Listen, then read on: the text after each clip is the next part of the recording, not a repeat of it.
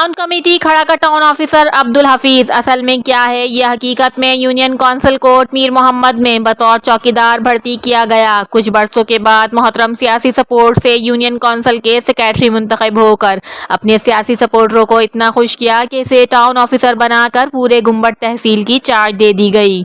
ये जाली corrupt town officer दरगाहों पर करप्शन का पैसा खर्च करने के बावजूद अदालत के ऑर्डर के मुताबिक इसे हटाया गया, मगर जिनका ये बंदा है वो इसे दोबारा तैनात करा देते हैं। सिंध में दूसरे टाउन को तबाह करके दोबारा यहाँ आ जाता। इंक्वायरी की जाए कि खड़ा गड़ा गुम्बट में इस करप्ट बंदे ने टोटल कितनी भर्ती की है, इसने भारी रकम लेकर कितनी सरकारी प्रॉपर्टी पर खुद कब्जे करवाए हैं।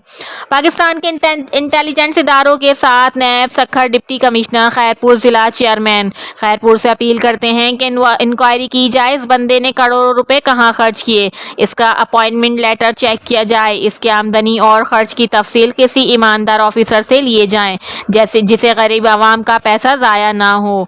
जाली टाउन ऑफिसर ने जो कारनामे सर अंजाम दिए जल्द मंजर आम पर होंगे।